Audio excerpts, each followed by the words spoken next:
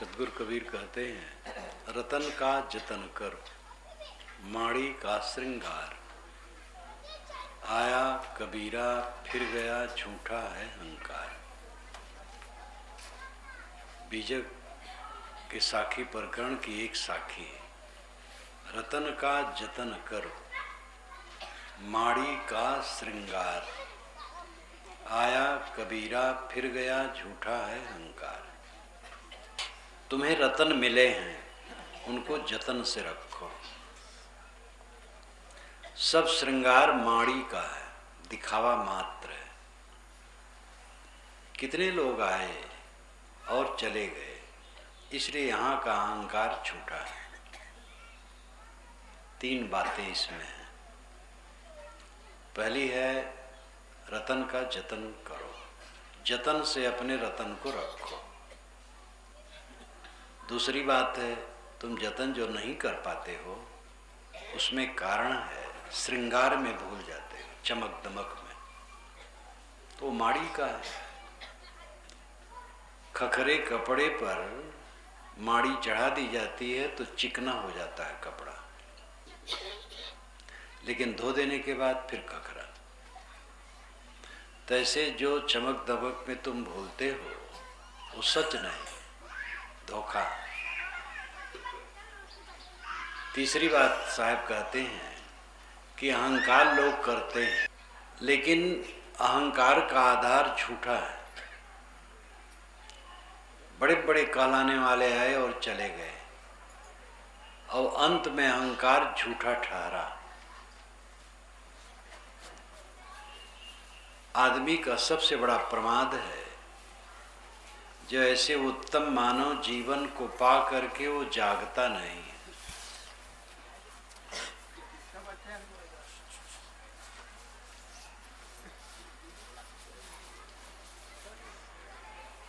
इतना उत्तम जीवन पा करके वो जाग नहीं रहा है। मानव जीवन का उद्देश्य क्या है? किसी काम का, किसी भी कर्तव्य का उद्देश्य होता है। जैसे आदमी उठा और चल रहा है तो उसका उद्देश्य होता है बाजार जाऊं, खेत जाऊं, ऑफिस जाऊं। कोई उद्देश्य ना हो तो 10 कदम इधर 10 कदम उधर चलेगा, दिग्भ्रमित जैसा।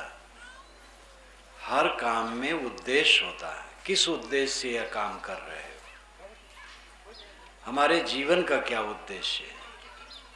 पढ़ाई का उद्देश्य है कि सर्विस करेंगे या व्यापार करेंगे।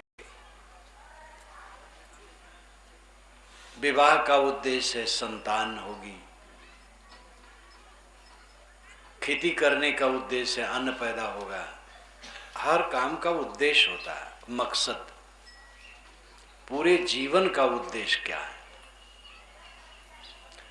इस बात को पढ़े बिना, समझे बिना जीवन सब बिताते चले जाते हैं। बिरला कोई है जो इसको पढ़ता और जानता और इसके अनुसार काम करने की चेष्टा करता है। आपके जीवन का उद्देश्य क्या है? कमाते क्यों हैं? खाने के लिए। खाते क्यों हैं? जीने के लिए। जीते क्यों हैं? इसका पता नहीं। बस जीते हैं, रेंग रेंग के जी रहे हैं। जीने का उद्देश्य, पूरे जीवन का उद्देश्य क्या है? उद्देश्य निर्धारित नहीं करना है, उद्देश्य प्रकृति द्वारा निर्धारित है। जैसे कोई लड़का पढ़ा तो पढ़ रहा है तो उसका उद्देश्य होता है कि मैं डॉक्टर बनूंगा, तो कोई कहता है मैं मास्टर बनूंगा, कोई कहता है मैं इंजीनियर बनूंगा, कोई अर्थशास्त्र पढ़ता और कहता मैं व्यापार करूंगा। तो उसको अपने तरफ से निर्धारित करना पड़ता है उद्देश्य, लेकिन पूरे जीवन का उद्देश्य निर्धारित नहीं करना है, निर्धारित है, पहचानना है। व्यापारी, डॉक्टर, इंजीनियर, प्रोफेसर, साधु, गृहस्थ, कलाकार, सबका उद्देश्य, मानव मात्र का उद्देश्य एक है, दुख से मुलाकात न होना या अनंत सुख पाना। ये वाक्य दो हैं, अर्थ एक है। कभी दुख से मुलाकात न हो, हमें दुख जरा भी पसंद नहीं है। दूसरे शब्दों में अनंत सुख। क्षणिक सुख तो सबको मिलता है, बैठे बैठे थक जाते हैं, जब चलने लगते हैं तो सुख लगता है, और ज़्यादा चलते हैं तब थक जाते हैं तो बैठने में सुख लगता है। भूख लग गई है तो भोजन करने में सुख लगता है, लेकिन ज़्यादा भोजन करें तो दुख पैदा हो जाता है। तो क्षणिक सुख तो आदमी लेता रहता है और इसी में भूला रहता है। ऐसा सुख जिसमें दुख कभी नहीं आए, वो दुनिया में कौन सुख है? वो सुख दुनियादारी का नहीं है, वो दुनियादारी से परे है, वो संतोष का सुख है। जब सब तरफ से आदमी अपने मन को बटोर लेता है तब संतोष होता है। अब बटोर लेने की बात में भी शंका होती है, क्या खेती न करे, दुकानदारी न करे, सर्विस में है तो क्या ऑफिस न जाए, स्कूल न जाए? बटोर लेने का मतलब है तृष्णा से बटोर लेना, काम धंधे से बटोर लेना नहीं। काम तो करना है, हाँ, काम करने में भी मर्यादा हो। जो अंतिम काम है उसके लिए आप समय कितना निकालते हैं, आध्यात्मिक उन्नति के लिए आप कितना समय निकालते हैं? 24 घंटे में 1 घंटा 2 घंटा कितना निकालते हैं? कितने लोग यहाँ बैठे हैं? बहुत कम लोग होंगे जो समय निकालते होंगे। समय ही नहीं निकालते हैं, जरूरत ही नहीं समझते हैं, टीवी देखते हैं। अब तो गांव में भी अखबार पहुंच रहे हैं, सुबह अखबार से मुलाकात और रात में टीवी से। अखबार में इधर उधर का समाचार, उसको पढ़ करके दिमाग में भरे और रात में टीवी का मवाद भर करके सो गए। आध्यात्मिक साधना के लिए समय निकालने वाले बहुत दुर्लभ हैं। जीवन अस्त व्यस्त बीत रहा है और सबको अहंकार है कि हम ठीक से जी रहे हैं।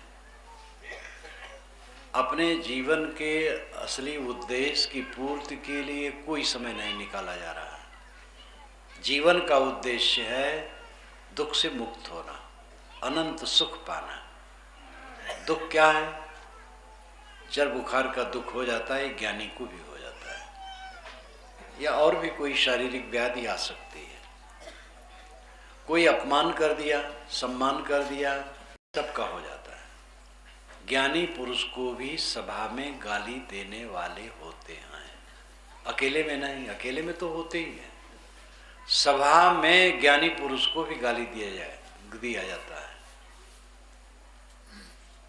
सामने खड़ा होकर के उल्टा पलटा कहने वाले हुए हैं, लेकिन ये उनको कोई दुख नहीं।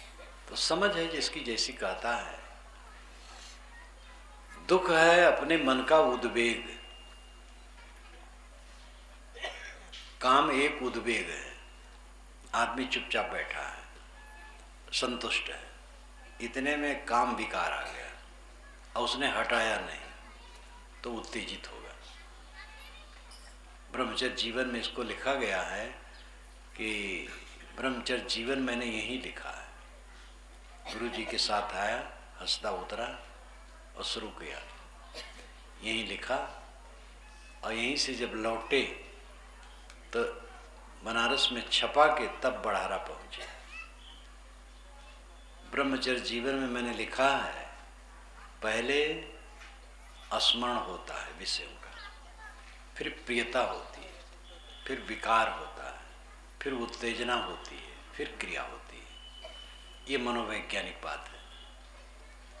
जैसे पुरुष है तो स्त्री का, स्त्री है तो पुरुष का स्मरण होता है। स्मरण में कोई विकार नहीं होता है, स्मरण हटा दो बस ठीक है। लेकिन स्मरण में प्रियता हो गई तो गड़बड़ हो गया, और उसको हटा दो तो ठीक। अगर प्रियता नहीं हटाए तो विकार उत्पन्न होगा, मलिनता चित्त में आएगी। उसको हटा दो तो कुशल, अगर वो भी नहीं हटाए तो उद्वेग होगा। उद्वेग भी हटा दो तो ठीक, उद्वेग नहीं हटाए तो क्रिया होगी। ये क्रम है इसका। अकेले में बैठा है आदमी, मन प्रसन्न है, निर्मल है, निर्विकार है, लेकिन जब उसके मन में मनोविकार आया तो वो खलबला गया और उसे दूसरा चाहिए, परतंत्र हो गया, दुखी हो गया। ये उद्वेग। क्रोध आया तो दूसरे को नुकसान करने के लिए मन में विचार आया, ये उद्वेग। ईर्ष्या आई, किसी की उन्नत देख करके मन में जलन हो गई। इसी प्रकार के जितने उद्वेग हैं ये असली दुख है। ये दुख हमें बांधते हैं। शरीर में हमें कोई कष्ट हो जाए वो बांधता नहीं, भोग है, क्षीण हो जाएगा, सा लिया जाएगा, फिर खत्म हो जाएगा। लेकिन अगर काम उद्वेग, क्रोध उद्वेग, मोह उद्वेग, लोभ उद्वेग, द्वेष उद्वेग, ईर्षा उद्वेग, ये उद्वेग आते हैं तो ये मन को चलाते हैं और बंधन बनाते हैं। शरीर में व्याधि हो जाए, विवेकवान सह लेते हैं उसको। मन उनका कोई गड़बड़ नहीं होता है, मन से प्रसन्न सह लेंगे, वो बंधन नहीं करेगा। हाँ, उसमें भी क्षोभ हो जाए तो बंधन होगा, क्षोभ नहीं होना चाहिए। और अच्छी स्थिति का मतलब ये है कि कोई भी स्थिति आए समता को प्राप्त हो। ज्ञान की जो पूरी अवस्था है उस समता की स्थिति है। वेद का वचन है, का मोह का शोक एकत्वम अनुपश्यति। एकत्वम अनुपश्यति, एकत्वम का मतलब एकता का भाव, अनुनाम पीछे, पश्यत नाम देखना। तो कहीं पीछे मात्र अर्थ होगा और कहीं अर्थ होगा बारंबार। बारंबार यहाँ अर्थ है बारंबार एकत्व देखना, लगातार एकत्व देखना। जो लगातार एकत्व देखता है उसको शोक कहाँ और मोह का, सुख और दुख, हानि और लाभ, जय और पराजय, अनुकूल और प्रतिकूल, सम्मान और अपमान, सब में जो समता को प्राप्त हो जाता है उसको दुख नहीं होता, बंधन नहीं होता है। का मोह का शोक एकत्वम अनुपश्यति। जो बराबर एकत्व देखता है सब में, क्षुब्ध नहीं होता है, तो उसको शोक मोह कहाँ है। हमारे जीवन का उद्देश्य है दुख से मुलाकात न होना, और ये हमारे वश में है। शारीरिक कष्ट तो ज्ञानी को भी आ जाए, कोई बात नहीं। मन का कष्ट न हो, मन का विकार न हो, मन का उद्वेग न हो, विवाद, कलह, द्वेष, ईर्षा, काम, मोह, लोभ, ये मनुष्य के मन को न काट पाए, ये जीवन की ऊंचाई है। लड़के बच्चे गलत हैं इसलिए हम क्षुब्ध हैं, अपनी कमजोरी है, जैसे हैं वो तैसे हैं।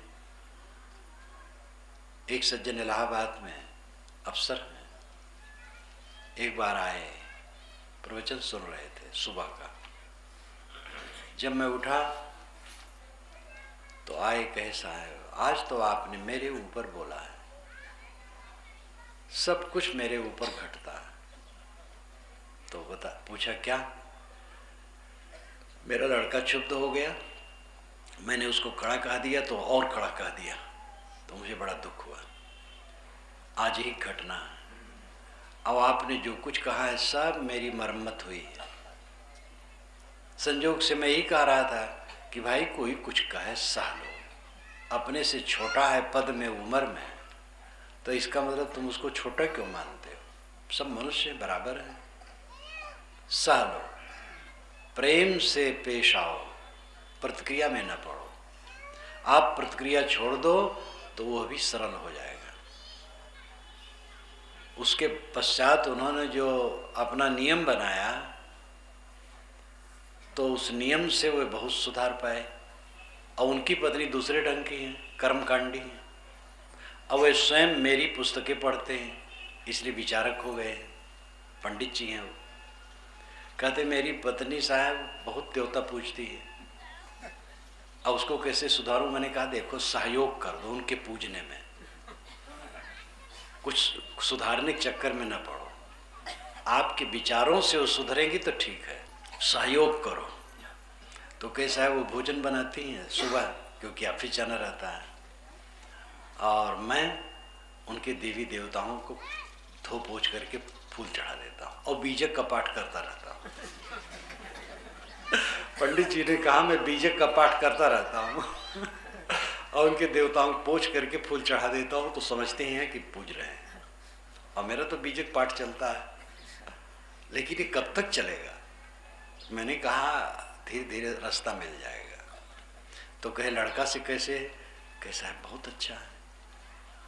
अब तो मैं प्रयोग कर रहा हूँ आपके कथनानुसार, बहुत शांति मिली, बहुत कुछ ठीक चल रहा है। हम के बस अहंकार न करना। अब घर के मालिक हो, पैसा खूब कमाते हो और दबदबा है, मेरी बात माननी चाहिए, ये चलने वाला नहीं है। एक थानेदार ने मुझसे कहा कि साहब मेरा लड़का कहा नहीं मानता है, एक ही लड़का है, आप आए तो सेवा खूब करेगा, लेकिन मेरा कहा नहीं मानता है। फैजाबाद के थे वो। मैंने कहा उनसे आप थानेदारी झाड़ते होंगे? तो दूसरे थानेदार ने कहा अरे साहब खूब पैसा जमा किए, वो तो समझता है सब मेरा है, इनकी बात क्यों माने? तो मैंने कहा देखिए वो बाहर थानेदारी चलेगी, घर में नहीं चलेगी। लड़का तो समझता है जो ये कुछ बटोर के ला रहे हैं मेरा है। तो सब में कुछ कारण होता है, तब कार्य होता है। जब ये समझो कि सब मनुष्य बराबर है, मूल रूप से कोई अपमान नहीं चाहता है। छोटा जो कहलाता है वो लौकिक दृष्टि से छोटा है। साहब ने कहा है ऊंच नीच है मध्य की बानी, एक है पवन एक है पानी। ऊंच नीच बीच की भाषा है, मूलतः सब समान है। तो मनोविकार दुख देता है, दुख से मुक्त होना ये हमारा उद्देश्य है।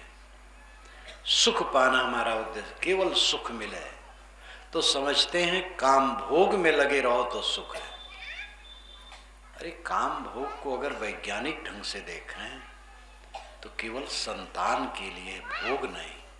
वेद के सब ऋषि करीब करीब गृहस्थ हैं, लेकिन किसी ऋषि ने चारों वेदों में कहीं नहीं लिखा है, कहा है कि विवाह विलास के लिए है, संतान के लिए है। विवाह सूक्त है वेद में, मैंने वेद में लिखा है अपने विवाह सूक्त को विधिवत।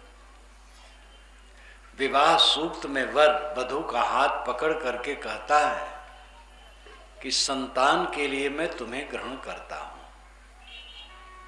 तो प्राकृतिक ढंग से देखा जाए तो नर नारी का संबंध केवल संतान के लिए। विलास में पड़ोगे वो नुकसान करेगा, कुछ फायदा नहीं। आदत बनाए रखो, उलझे रहो, मन मलिन होगा, तृष्णा बढ़ेगी, भवबंधन मजबूत होगा, तन मन क्षीण होगे, कोई फायदा नहीं। तो काम भोग में सुख खोजते हैं, जीव के स्वाद में सुख खोजते हैं, रूप में सुख खोजते हैं, पैसा खूब जमा करने में भी सुख खोजते हैं। कुछ लोगों की आदत होती पैसा खूब जमा करो। जमा करके क्या करोगे? जमा करो, खर्च करो। संग्रह खर्च के लिए होना चाहिए। कई आदतें हो जाती, वो आदतें खराब करती हैं। दुख से मुक्ति और अनंत सुख की प्राप्ति मानव जीवन का प्राकृतिक उद्देश्य है, बनाना नहीं।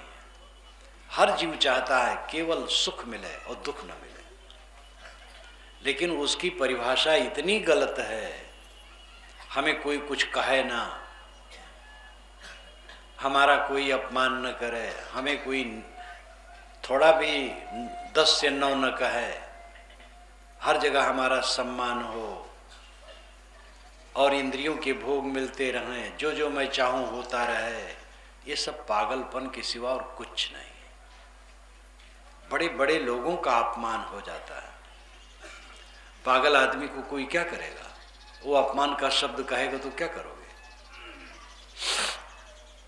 विवेकवान अभेद किला में रहता है जिसमें कोई बमबारी नहीं हो सकती। आज की बमबारी तो किला वाला कोई महत्व नहीं, लेकिन जो पवित्र मन का अभेद किला है उसमें कोई बमबारी नहीं हो सकती।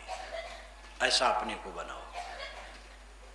आँख, नाक, कान, जीभ, चाम, मन, बुद्धि, ये आपको रतन की तरह मिले। इसको जतन से रखो। इंद्रियों को बेजतन रखते हो। जब नशा तक सेवन करते हैं लोग, तम्बाकू, बीड़ी, सिगरेट, पान, सुपारी, शराब, कबाब, ये तुच्छ चीजों को नहीं छोड़ते तो और क्या कहा जाए। इंद्रियों को संभाल करके रखो, रतन का जतन करो।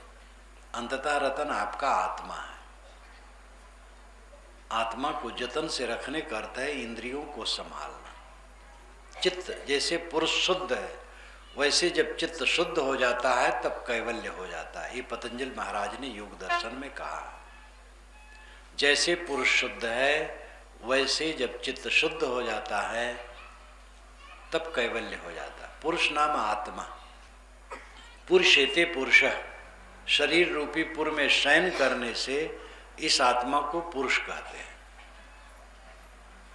और इससे भी अधिक जबरदस्त अर्थ है, जो आगे आगे ज्ञान प्रकाश करे वो पुरुष है। पुर उष, ये दो पद मिलकर के पुरुष शब्द बनता है। पुर उष, पुर नाम आगे, उष नाम जलाना। इसीलिए उषा, सूरज की आभा को उषा कहते हैं। जब सूरज उगता नहीं, उसके करीब करीब 1 पौन घंटा के पहले जो आभा निकलती है पूरब तरफ, उसको उषा कहते हैं। उषा नाम जलाने वाली और उष नाम जलाना। पुर उष, आगे आगे जलाना, पुरुष का अर्थ होता है। ज्ञान का प्रकाश आगे आगे करता जाए वह पुरुष है। तो जीव आगे आगे ज्ञान का प्रकाश करता जाता है, वो हरदम जानता रहता है। जानना उसका धर्म है, इसलिए उसको पुरुष कहते हैं। तो ये चेतन आत्मा पुरुष है। जब स्वभाव से शुद्ध है, जब चित्त शुद्ध हो जाता है तब कैवल्य हो जाता है। चित्त की मलिनता से कष्ट होता है। सुख उद्देश्य, अनंत सुख, और संतोष के बिना वो कभी नहीं मिलता। अब आज अगर संतोष नहीं है तो कभी संतोष नहीं मिलेगा। लोग कहते हैं कुछ दिन के बाद संतोष करूंगा। एक युवक ने इसी नवापारा में कहा था, 77 में अध्यापक था, 20 वर्ष की उम्र थी, 22 वर्ष की। कहा साहब मैं 80 में विरक्त होके आपके साथ चला चलूंगा। मैंने कहा बेटा जहां हो वहां काम करो, ये प्रतिज्ञा ना करो। जो आगे विरक्त होगा ना वो विरक्त होगा, जो आगे भक्ति करेगा ना वो भक्ति करेगा, जो आज भक्ति करेगा वो भक्ति करेगा, जो आज वैराग करेगा वो वैराग करेगा। तुम धोखे में हो। तो मुस्कुराने लगा। तो 21 में जब वो एक जगह मिला, सकरी में, बुगुल सकरी भैंसा के पास, तो बहुत लजाया था। मैंने कहा बेटा क्यों लजाते हो?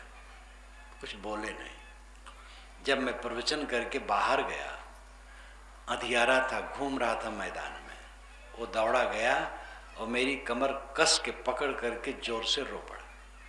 मैंने कहा क्या परेशानी है बेटा? कहे साहब गत बरस शादी हो गई, हमके बड़ी खुशी हुई, चेला के साथ मुझे चेली मिल गई। अरे भाई दो धारा है, विरक्त गृहस्थ।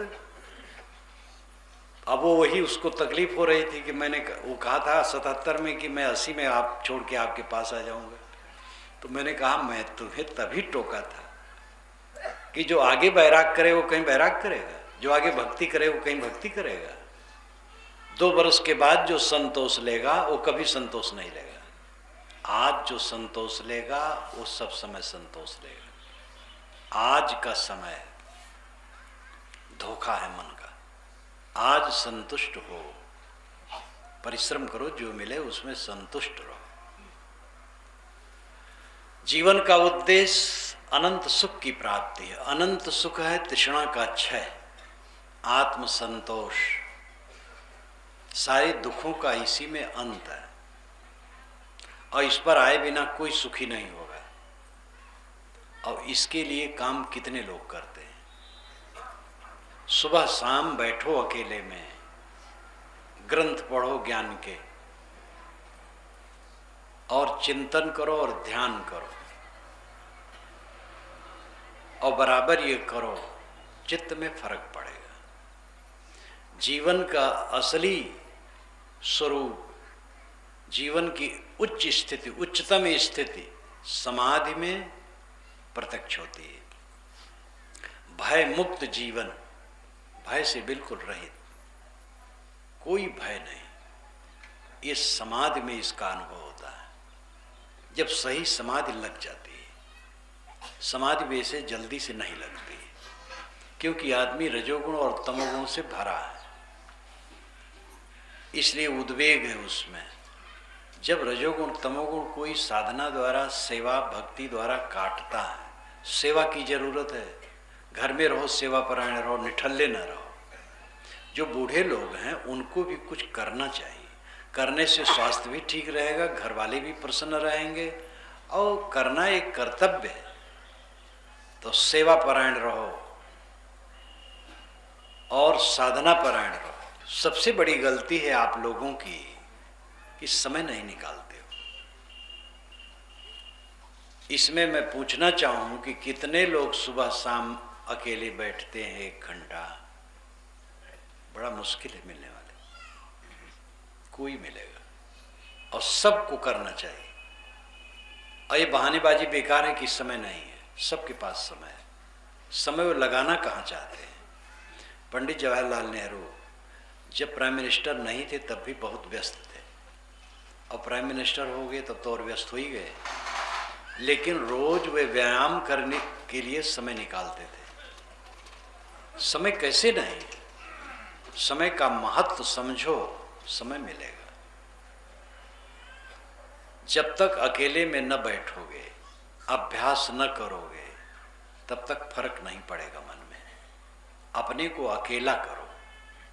जीव अकेला है और अकेले में बैठ करके, अब केवल अकेले में बैठे हो, कल्पना में डूबा रहे तो कोई फायदा नहीं होगा। ज्ञान का ग्रंथ सबसे जबरदस्त आधार है। मैंने तो स्वयं जो स्वाध्याय से लाभ पाया वो मैं जानता हूँ। बचपन से ही स्वभाव था अध्ययन का। बचपन से जब मैं ठीक से पढ़ नहीं पाता था, उस उम्र में घूर पर भी मिले हुए पर्चे को पढ़ डालता था, चाहे वो समझ में आवे चाहे ना। मैं अपने 8-10 वर्ष की उम्र में वेद पढ़ता था। वेद क्या समझो, लेकिन पढ़ता रहता था। अब उसी में पढ़ते पढ़ते कुछ समझने में आने लगा। तो अध्ययन करें, चिंतन करें, मनन करें। चिंतन और मनोविलास में फर्क है। मनोविलास का अर्थ है मैं जवान हूँ, सुंदर हूँ, दुनिया के ऐश्वर्य मेरे हैं, मैं भोगों में प्रवीण हूँ, मेरे लिए सब कुछ है। ये मनोराज्य, ये मनोविलास है, ये नरक का घर है। शरीर नश्वर है, आत्मा अमर है, किसी के साथ कुछ नहीं है, अंत में सब छूट जाने वाला है।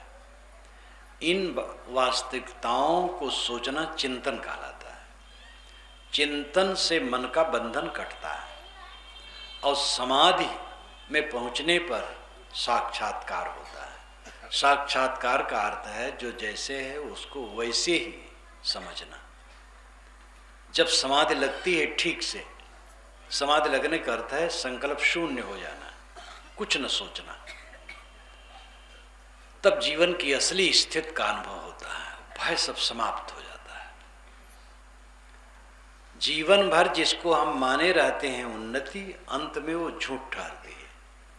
लेकिन तब कुछ करने का अवसर नहीं रहता है। बहुत धन, बड़ा सम्मान, बड़ी प्रतिष्ठा, बड़ा पद, अंत में वे सेमल के फूल सिद्ध होते हैं, कुछ उसमें नहीं रहता है। उन्हीं में लगे लगे रत्न का समय हमारा नष्ट हो जाता है और विकारों का जखीरा इकट्ठा हो जाता है चित्त में और पीड़ित होते रहते हैं। बाहर उन्नत करते हैं, भीतर पतन करते हैं। बाहर चमकाते जाते हैं, भीतर काला होता जाता है। बाहर से भरे भरे हैं, भीतर से खाली खाली हैं, क्योंकि असली काम नहीं किया जा रहा है। रतन का जतन करो, माड़ी का श्रृंगार। साहब कहते तुम्हारा श्रृंगार माड़ी का। जवानी कितने दिन की है? जैसे धो देने पर कपड़ा खखरा हो जाता है। चमकते हुए जवान थोड़े दिन में खखरे हो जाते हैं, आंखें बैठ जाती हैं, मोटी मोटी नसें निकल आती हैं, चेहरा अनसुहाता हो जाता है, सुंदर दंत पंक्ति सुंदर नहीं रह जाती, सब कुछ बिगड़ता है। सारा श्रृंगार माड़ी का है। वेद के ऋषि ने भी कहा, हिणमयन पात्रेण सत्यस्यापीतम मुखम तत्तम पूसन्न पाविण सत्य धर्माय दृष्टे। हिरणमयन पात्रेण, हिरणमय पात्र से, सोने के समान चमकते हुए बर्तन से। हिरणमय ऋषि ने कहा, हिरण केवल नहीं कहा, हिरण नाम सोना। हिरणमय सोने के समान, सोना है नहीं। पलटू साहब ने लिखा, देखत सोना लगे सकल जग कांच है। अरे हाँ पलटू, जीवन कहिए झूठ तो मरना सांच है। देखने में सोना लगता, सोना है नहीं। चमक दमक लगती है लेकिन है नहीं, क्षणिक है, थोड़े समय में वो खो जाएगा। जो अपने बच्चे जिनको हजारों बार हमने चूमा, वही पास में बैठता नहीं, बोलता नहीं, बात नहीं करता है। कहीं कहीं बच्चा ठीक होता है, पिता ही समझते हैं कि यह नालायक है, इसलिए और असंतोष हो जाता है। दोष दोनों तरफ से हो सकता है, कहीं से हो सकता है। शिष्य गलती करता, गुरु भी गलती करे तो क्षमा नहीं हो सकती।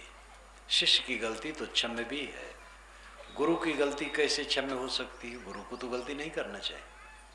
कहीं भी हो, तकलीफ कहाँ शुरू होती है? न समझने से। गन्ना में रस होता है लेकिन गांठ में रस नहीं होता है। जहाँ जहाँ गांठ होगी रस नहीं होगा। हमारे जीवन में जहाँ जहाँ विरसता है वहाँ गांठ है, अहंकार है, हमारा अहंकार है। चमक दमक झूठी है। हिरणमयन पात्रेण सत्यस्यापीतम मुखम। सत्य का मुख अपहित ढका हुआ है सोने जैसे चमकते हुए बर्तन से। झूठी चमक दमक से सत्य का मुख ढका है। सत्य है आत्मा, सत्य है पवित्र रहनी, और इसका मुख ढका है झूठी चमक दमक से। तत्त्वम पूषण पाविण, तत् तम पूषण अपाविण। तत् उसे, तम तू, पूषण पोषण करने वाले को पूषण कहते हैं। सूरज को पूषण कहा जाता है क्योंकि सारी सृष्टि का पोषण करता है, किरणों द्वारा सृष्टि को मजबूत करता है, पकाता है, और किरणों द्वारा ही पानी को ऊपर उठाकर बादल बनाकर बरसाता है तो सृष्टि हरी भरी होती है। इसलिए सूरज को पूषण कहा गया है। किंतु हमारे जीवन में पूषण कौन है? आत्मा। सारे ज्ञान विज्ञान का पोषक कौन है? आत्मा। आत्मा पूषण है। ऋषि कहते हैं तत्त्वम पूषण, अपूषण, ज्ञान विज्ञान का पोषण करने वाला आत्मा। तत्त्वम अपाविरुण, उसे तू हटा दे। क्यों हटा दे? सत्य धर्माय दृष्टे, सत्य और धर्म के दर्शन के लिए। सत्य आत्मा है, धर्म पवित्र रहनी है। कबीर साहब ने कहा, कहीं कबीर सत सुकृत मिले तो बहुर न झूले आन। जिसको सत मिल जाता और सुकृत मिल जाती वो फिर भटकता नहीं। सत है स्वरूप बोध, सुकृत है पवित्र रहनी। भटक रहे हैं हम, कुछ पता नहीं कि हम कौन हैं, जीवन का लक्ष्य क्या है, रेंग रहे हैं, आजकल में मर गए, भटक रहे हैं। आप शुद्ध बुद्ध चेतन हैं, परम तत्व हैं, ब्रह्म, ईश्वर, परमात्मा, खुदा गाड शब्दों से, परम तत्व शब्दों से जो व्यक्त किया गया है वो आप ही का स्वरूप है। आपके अलावा कोई परम तत्व हो सकता है? धर्म के क्षेत्र में ये बड़ा अनर्थ किया गया है कि जीव तो तुच्छ है। जीव तुच्छ है तो श्रेष्ठ कौन है? जीव तुच्छ नहीं, जीव ही ने सारे ज्ञान विज्ञान की खोज की है। जीव तुच्छ नहीं है, जीव ही महान है। ये मनुष्य जीव ही ने सारे शास्त्रों की रचना की है, सारे ज्ञान विज्ञान का विकास किया है, सारे देवी देवताओं का सृजन किया है, सारे ईश्वर भगवानों की कल्पना की है। ज्ञान विज्ञान कह देने से जहाँ तक मनोव्यापार का विषय है सब आ जाता है, और ये मनुष्य का रचा हुआ है। इसलिए मनुष्य बड़ी हस्ती ज्ञान की क्या हो सकती है? लेकिन आदमी ने स्वयं अपने अज्ञान से दुर्भाग्य पैदा किया कि जीव तो तुच्छ है, मनुष्य तुच्छ है। ये समझो कि आप महान हैं, आप शुद्ध बुद्ध चेतन हैं, अमर आत्मा है, आप में कोई दुख नहीं, कोई पीड़ा नहीं, कोई संताप नहीं। ये बनाया गया है संताप, मान मान करके चारों तरफ आसक्ति बना बना करके संताप पैदा किया गया है, और इस संताप को आप ही को मिटाना है, कोई मिटाने वाला नहीं है। गुरु प्रत्यक्ष है, संत प्रत्यक्ष है, लेकिन वे भी केवल राय देंगे, उपदेश देंगे। करना पड़ेगा आपको, दवाई आपको खाना पड़ेगा, तब रोग दूर होगा। आपके लिए कोई भोजन बना सकता, लेकिन खाना आपको पड़ेगा। आपके सिर पर बोझा है, कोई ले सकता है, आपका सर हल्का हो गया, लेकिन आपके मन में राग द्वेष है, वो कैसे कोई ले लेगा? बताएगा, उपदेश करेगा, उसके उपदेश से आपको हल्का करना पड़ेगा। विपत्ति हम अपनी काहे सुनावें, सदगुरु विशाल साहब ने कहा है, निज कर सब दुख उत्पत्ति कीने नहीं कोई और बनावे। अपने हाथ से हमने सारा दुख उत्पन्न किया है, हमारा दुख किसी ने बनाया नहीं, हमारा बनाया। अपने जाल बिछाई के आप फंसे मतिमंद, कहाँ रोग कहाँ औषधि, कैसे मिले आनंद। ये श्री निर्मल साहब ने कहा, सभी संतों ने कहा है, सबका ये अनुभव है। हमारा अपना बनाया दुख है और हमें भी उसको मिटाना है। तो रतन का जतन करो। ये रतन शरीर, इंद्रिय और मन आपको मिले हैं, जतन से रखो। जतन से न रखोगे तो इन्हीं द्वारा आपको फांसी लगेगी। जिससे मोक्ष मिलना है वही आपके लिए बंधन का कारण बनेगा। अपना मन, अपनी इंद्रियां अपने शत्रु बन करके बैठ जाएंगे। हमारे अपने दुष्कर्म हमारे गले की फांसी बनते हैं, हमारे अपने सत्कर्म हमारे कल्याण के साधन बनते हैं। इसलिए अपने पर हमें ध्यान देने की आवश्यकता है। अपने को संभालो, सुबह शाम समय निकालो, एक एक घंटा दोनों टाइम निकालो, बहुत अच्छा। कोई बहुत व्यस्त हो, आधा आधा घंटा निकाले और इसके लिए आधार बनावे अध्ययन, चिंतन और ध्यान का, तो प्रगति निश्चित ही होगी। माड़ी का श्रृंगार, सब श्रृंगार माड़ी, जिसमें लुभाते हो किसी का रहने वाला नहीं। अभी हमारे मुख्य गुरुजन थोड़े दिन में चले गए, सदगुरु विशाल साहब के गए तो थोड़ा ज़्यादा समय हुआ, लेकिन बुरहानपुर के साहब, हमारे गुरु जी बाराबंकी के साहब, श्री प्रेम साहब, ये सब मुख्य गुरुजन थोड़े दिन में आगे पीछे चले गए। उनका क्या रहा? ग्रस्त लोग जाते हैं, विरक्त लोग जाते हैं। जिन्होंने कामना का त्याग किया, आत्म शांति पाई, वो तो धन्य हो गए। जाना तो सबको है, चाहे सिंहासन पर बैठ करके जाए, चाहे जंजीर में बंध के जाए। आए हैं सो जाएंगे राजा रंग फकीर। एक सिंहासन चढ़ चला, एक बंधा जंजीर। जंजीर में बंध के न जाओ। अभी मरने का समय आ जाए और मन व्याकुल हो जाए तो जंजीर में बंध गए। मरने का समय आए तो लगे ही ना कुछ हो रहा है, मरना तो कुछ है ही नहीं। सांस आती जाती, टूट जाए, बस खत्म। मैं जहाँ का तहाँ हूँ, मैं जो हूँ सो हूँ, मेरा छूटता क्या है? मेरा कुछ छूटना ही नहीं। जो मेरा है छूटता नहीं, जो छूटता है वो मेरा नहीं। संग चले जो सो धन है, संतो छूट जाए सो माया। अब इन सब बातों पर जब बराबर चिंतन करे, मनन करे, सोच करे, तब मन में लकीर पड़े तो पुराना अध्यास कटे, आध्यात्मिक उन्नति हो। सोचते ही नहीं, बस सुबह अखबार, कितने लोग तो अखबार में 2-2 घंटे लगे रहते हैं, और रात में टीवी। दोनों भयंकर नुकसानदेह। व्यवहारिक लोगों को अखबार पढ़ना चाहिए, ठीक है, थोड़ा पढ़े, और टीवी वूवी कोई खास चीज़, कोई ज्ञान की बात हो, कुछ समाचार हो, थोड़ा देख सुन ले। ज़्यादा साधक को तो उसकी भी जरूरत नहीं है। जो साधना परायण हो, गृहस्थ लोग हैं, साधना परायण हैं, तो टीवी सीवी से कुछ जरूरत नहीं। लेकिन टीवी नहीं, आजकल भयंकर नुकसान, बच्चों की पढ़ाई का नुकसान, और ये बूढ़ों के आचरण और व्यवहार और मानसिक विकारों के लिए साधन बना है। आध्यात्मिक उन्नति का नुकसान है। वो हितकर चीज है, लेकिन हितकर कहाँ लोग कर पाते, अहितकर करते हैं, समय बर्बाद करते हैं। अपने को संभालो। आया कबीरा फिर गया, झूठा है अहंकार। किसका अहंकार आपको है? आपका क्या है? अकेले में बैठ के सोचो। अगर आप स्थिर होकर सोचेंगे तो लगेगा हमारा एक कण भी इस दुनिया में नहीं है, और ये गूढ़ तत्व नहीं है। आत्मा विषय में तो गूढ़ तत्व है। स्वयं को समझना मुश्किल होता है। दूर की चीजें दिखती हैं, निकट की नहीं। हम अपनी आंखों से चांद सितारे को भी देखते हैं।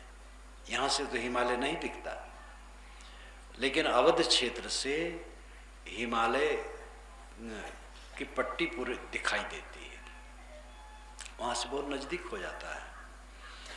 तो चांद सूरज तो बहुत दूर है, लेकिन हम आँख से देखते हैं। लेकिन आँख में लगे हुए कज्जल को हम नहीं देखते। आँख में ही जो पास में पलक है, भौं है, इसको नहीं देखते, क्योंकि अति निकट है। आत्मा तो स्वयं है, उसको कैसे देखें? एक प्रवक्ता संत ने मुझसे कहा, महाराज जैसे देह प्रत्यक्ष दिखाई देता, आत्मा क्यों नहीं दिखाई देता? तो मैंने कहा, ये बोलता कौन है? कौन पूछ रहा है? आत्मा ही तो। क्या आप नहीं हैं? आप अपने ऊपर लौटिए कि कौन देह को देखता है। देह का देखना छोड़ो, अपने में आ जाओ समाधि में, फिर अनुभव हो जाएगा। तो समाधि में तो लोग जाना नहीं चाहते हैं, बुद्धि द्वारा आत्मा को देखना चाहते हैं। जब सब देखना बंद होता है तब आत्म साक्षात्कार होता है। संतो सहज समाधि भली, जो सदगुरु ने कहा, या सहज ध्यान रहो, सहज ध्यान रहो। तो आपका सहज स्वरूप क्या है? चेतन। चेतन मात्र रह जाना सहज समाधि। यही बात श्रुति कहती है, यदा पंचावतिष्ठन्ते ज्ञानानि मनसा सह बुद्धिश्चाना विचेष्टत तामाहु परमाम गतिम। पांचों ज्ञानेन्द्रिय मन और बुद्धि जब शांत हो गए तो ये परम गति है।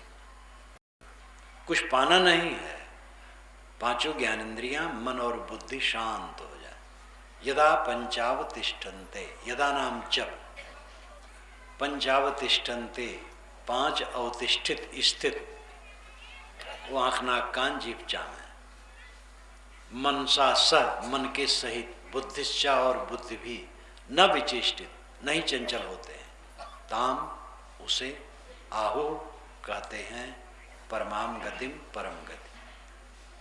पांचों ज्ञानेंद्रियां शांत हो गई, मन शांत हो गया, बुद्धि वितर्क से रहित, शून्य, शांत, ये परम गति है।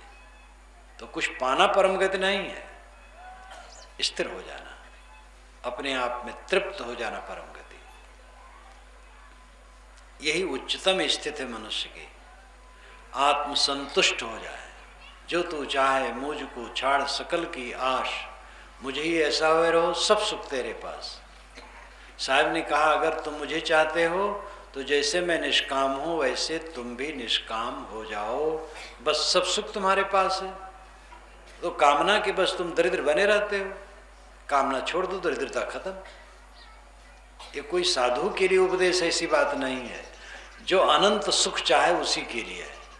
गृहस्थ हो, विरक्त हो, स्त्री हो, पुरुष हो, जो अपने जलते हुए चित्त को शीतल कर देना चाहता है, जो अगाध अमृत सागर में निमज्जन करना चाहता है, उन सब के लिए उपदेश यही है। कामनाओं तृष्णाओं को छोड़ करके आत्म संतुष्ट हो जाना। साहब कहते हैं आया कबीरा फिर गया, झूठा है अहंकार। जितने जीव आए फिर गए, पड़े पड़े फिर गए। सिकंदर चला यूनान से, एथेंस नगरी से, आज से 2300 वर्ष पूर्व। फिलिप्स उसका पिता था। वो जब किसी पर विजय करके आता था तो सिकंदर उदास हो जाता था और लोग तो जश्न मनाते थे और उसकी महिमा गाते थे और सिकंदर उदास हो जाता था। तब फिलिप्स ने एक बार कहा कि बेटा मैं विजयी होकर के आता हूँ तो तुम उदास होते हो, ये कैसे अशुभ की बात करते हो। उसने कहा कि आप ही सब जीत लेंगे तो मैं क्या करूँगा। इतनी हविस उस उम्र में थी, छुटपन में। संयोग से वो थोड़े दिन में पिता मर गया, तो एकदम तरुणाई में ही तो ये विश्व विजय के लिए निकला है। डायोनीज नाम का एक संत कहीं वहीं पास में रहता था, उसके पास गया। कुछ ठंड का महीना था, गया, नमस्कार किया, खड़ा हुआ, कहा मैं विश्व विजय के लिए चलने वाला हूँ, आप आशीर्वाद दीजिए। तो डायोनीज ने कहा कि विश्व विजय करके क्या करोगे। कहे तब सुख से रहूँगा। डायोनीज ने कहा मैं तो सुख से हूँ, आ जाओ मेरे पास, विश्व विजय करने की जरूरत नहीं। इसका प्रभाव उसके ऊपर में बहुत पड़ा। फिर तो उसने कहा कि कुछ सेवा बताइए मेरे लिए। कहे धूप लिए खड़े हो, हट जाओ, बस ये सेवा है। तो इतना निष्काम पुरुष और निर्भय पुरुष का वचन उस पर बहुत प्रभाव किया। जब लौटा तो मंत्री से कहा कि अगर मैं साधु बनूंगा तो डायनीज तरीका बनूंगा और नहीं तो विश्व विजयी बनूंगा। तो विश्व विजय के लिए निकला, साधु तो नहीं बन पाया। और लड़ते लड़ते आ करके हमारे देश के पश्चिम उत्तर कोण पर पुर नाम के राजा से लड़ाई हुई। हमारे देश के पुर नाम के राजा थे, उनसे लड़ाई हुई। पुर यद्यप हारे, लेकिन सिकंदर की सेना भी थकी और उसने लोहा डाल दिया और अंत में लौट जाना पड़ा और रास्ते में मर गया। इकट्ठे कर जहां केजर सभी मुल्कों के माली थे, सिकंदर जब गया दुनिया से दोनों हाथ खाली थे। अहंकारी आदमी को अंत में पछतावा होता है तो कुछ कर नहीं पाता है। बहुत धन बटोरा, कुछ लोगों को धन बटोरने का नशा चढ़ जाता है और रो के उनको जाना पड़ता है। कुछ लोगों को परिवार बढ़ाने का, कुछ लोगों को सम्मान पद प्रतिष्ठा की ख्वाहिश, कोई सनक होती है और ये सनक पीछे पीड़ा देती है मरते समय कि अपना काम नहीं किया है, धोखे में गया और सब धुल जाता है, कुछ नहीं रह जाता किसी का। आया कबीरा फिर गया, झूठा है अहंकार। साहब ने अपने नाम को अन्य पुरुष के रूप में अनेक बार प्रस्तुत किया है। यहाँ कबीरा से अर्थ मानव मात्र, प्राण मात्र के लिए उन्होंने प्रयुक्त किया। इस संसार में मनुष्य आए और चले गए। अहंकार झूठा है, इसलिए रतन का जतन करो। अपने जीवन के लक्ष्य को समझो। जीवन का लक्ष्य है अनंत सुख की प्राप्ति, और अनंत सुख संसार की चीजों में कहीं नहीं है। ये तो आदि अंत वाला सुख है और वो सुख ही व्यामोहित करता है। जो दुनिया का सुख है उसी में हम व्यामोहित होते हैं, बुद्धि भ्रष्ट होती है। और आध्यात्मिक स्तर से हम गिरते हैं, इसलिए ये सुख नहीं, ये दुख है। इसीलिए विवेकवान इससे वितृष्णा करते हैं, भोगों से अपने को ऊपर उठा लेते हैं, चाहे गृहस्थी में हो चाहे कोई विरक्ति में हो। भोगों से ऊपर उठे बिना साधना का मतलब क्या है? साधना का अर्थ ही है भोगों से अपने को ऊपर उठाना। जो निरर्थक क्रियाएं हैं वे भोग हैं, जो शरीर के जीवन की रक्षा के लिए वे भोग नहीं। जैसे खाना पीना, सांस लेना, जागना, सोना, काम धंधा करना, ये शारीरिक क्रियाएं ठीक है। लेकिन जो आदतन है,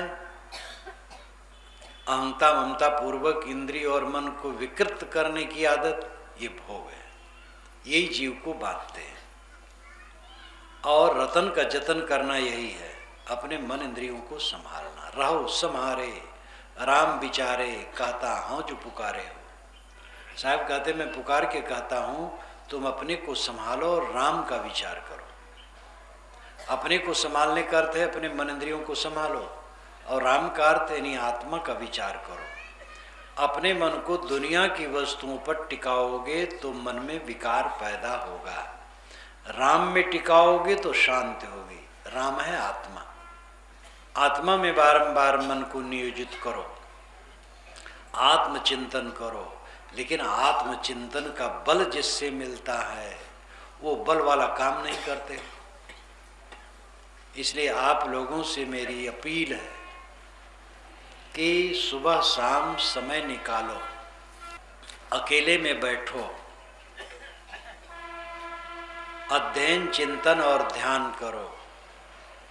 एक भक्त ने जो बताया था वो मुझे ऐसे प्रसंग में बराबर याद आती है, और भक्त का नाम भी भूल गया और स्थान भी भूल गया, काफ़ी दिन हो गए।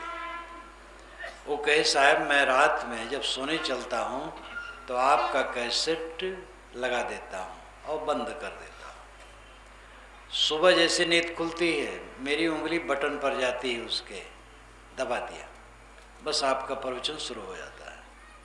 फिर मैं कुल्ला करता हूँ, पानी पीता हूँ, टट्टी करता हूँ, मंजन करता हूँ, स्नान करता हूँ और प्रवचन सुनता रहता है। इसमें सब 1 घंटा बीत जाता है। 1 घंटा तो ये सब काम करते हुए भी प्रवचन भी सुनता रहता हूँ। तो ये हमारे में मधुरस अपने आप उतरता रहता है। जब स्नान कर लिया तब ध्यान में बैठता हूँ, तब उसको बंद कर देता हूँ। तो जितना बन सकता ध्यान करता हूँ। ध्यान के बाद तब अध्ययन करता हूँ। अध्ययन के बाद तब उठ करके जलपान, फिर ऑफिस जाता हूँ। अब उन्होंने ऐसा बना लिया तो एक जो घंटा है पहले वाला तो काम भी करते गए, और 1 घंटा तक अगर अच्छे विचारों को हम श्रवण करें कितना लाभ होगा। दूसरे लोग भी हैं, सर्विस वाले हैं, खेती वाले हैं, व्यापार वाले हैं, कुछ नहीं करते हैं, उस समय उनका बीत जाता है तो मन में कबाड़ इकट्ठा होगा। कबाड़ इकट्ठा होने के साधन आपको नींद खुलते ही सर्वत्र उपलब्ध है। कहीं पत्नी ने कुछ ठीक नहीं किया, गुस्सा आ गया, कहीं नौकर पर आ गया, कहीं मोह उत्पन्न हुआ, कहीं काम उत्पन्न हुआ, कहीं लोभ उत्पन्न हुआ, तो जो जगत प्रपंच है वो तो नींद खुलते ही सामने है। और मन प्रपंच है, अंदर से वो जाग करके खड़ा हो गया, तो कबाड़ आने की संभावना सर्वत्र है। निर्मलता है, इसके लिए तो जब अभ्यास करेंगे तब होगा। अब अभ्यास करते ही नहीं है तब कैसे काम बनेगा। बस जिंदगी बीतती जाएगी और कभी संत की वाणी सुने तो महसूस हुआ, कभी कोई तकलीफ हुई तो महसूस हुआ, और अंत में मरते समय पछता के चले गए। इसलिए पहले काम करना शुरू करो। रतन का जतन करो, माड़ी का श्रृंगार। आया कबीरा फिर गया, झूठा है अहंकार। मन और इंद्रियां रतन है, इनको जतन से रखो, खराब न करो। जतन यतयः क्षीण दोषा, शुद्ध वचन भी है, यतयः क्षीण दोषा। यतन करते करते दोष क्षीण होते हैं, साधना करते करते मन के बंधन कटते हैं, एक लागे नहीं कटते। रोज सोचो, रोज विचारो, अपने दुर्गुणों पर कोप करो, क्रोध करो। क्यों होते हैं?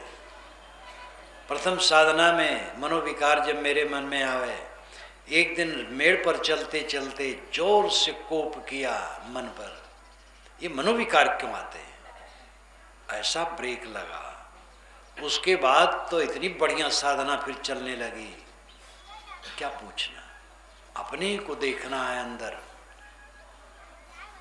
जब तक अपने को न देखोगे वो दशा नहीं आएगी। और पूरी स्थिति में ऐसी दशा हो जाती है कि नींद खुली और रात में सोए, बीच में पूरा मन निर्मल। ये पूरी अवस्था है, पूर्ण अवस्था है, पूरी जागृत निर्मल मन। सावधान इसमें भी रहना है, क्योंकि मन, इंद्रिय, शरीर, संसार सामने है, तो सावधान तो उस समय भी रहना है। लेकिन ये सुबस अवस्था है, ये मनुष्य की बस की बात है। आप कल्पना करो, आपके मन में क्रोध, काम, लोभ, मोह नहीं उठते हैं, उद्वेग नहीं आते हैं, कोई तृष्णा मन में नहीं आती है, कितना सुख होगा। अमृत की धारा अंदर में बहेगी। अगाध अमृत की प्राप्ति यही है, सुधा यही है, मधु यही है। भिन्न भिन्न शास्त्रों में भिन्न भिन्न ढंग से कहा गया है। बाहर अमृत कहीं नहीं, जहर है, अमृत नहीं। जिससे खा करके आदमी मर जाए ऐसा जहर है, अमृत नहीं कि खा करके अमर हो जाए। अगर अमृत है तो व्यवहारिक दृष्टि से अन्न अमृत है। अन्न के बिना, अन्न का अर्थ है भोजन, उसके बिना नहीं चलेगा। और भी व्यवहारिक ढंग से मीठे वचन अमृत है। मीठा वचन बोलो, सब तरफ सुख होगा। आध्यात्मिक ढंग से अंततः संतोष अमृत है। जिसके मन में पूरा संतोष आ गया, अमृत हो गया, तृप्त हो गया।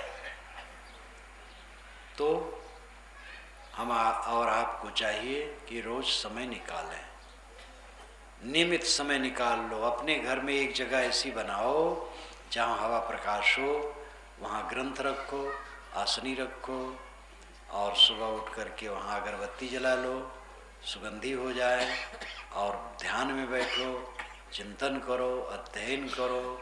अपनी सुविधा के अनुसार नहा के न कर पाओ, ऐसी सुविधा न हो शरीर की, तो पहले करो, पहले ध्यान कर लो, तब नहाओ। जैसे भी हो, रोज अध्ययन, ध्यान, चिंतन, ये तीन के लिए समय निकालो।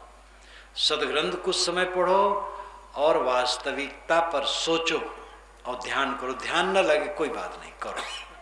न लगते हुए करो तो आदत बनेगी, तो थोड़ा लगने लगेगी। कभी कभी जब आपको आधा मिनट भी ध्यान लग जाएगा तो उसका सुख आपको बहुत खींचेगा और बढ़ता जाएगा, लगन से कोई करे। तो साहब की ये वाणी याद करें, रतन का जतन करो, माड़ी का श्रृंगार, आया कबीरा फिर गया झूठा है अहंकार। मन इंद्रियां रतन हैं, इनको संभाल के रखो, जतन से रखो, और तभी आत्मा को स्थिति मिलेगी। और जिसमें भूलते हो श्रृंगार माड़ी का है, 4 दिन की चमक है, फिर अंधेरी रात, भूलो मत। आप नहीं, हम नहीं, बड़े बड़े नामी ग्रामी आए और चले गए, यहाँ का अहंकार झूठा है। इसी के साथ मैं अपनी वाणी को विराम देता हूँ।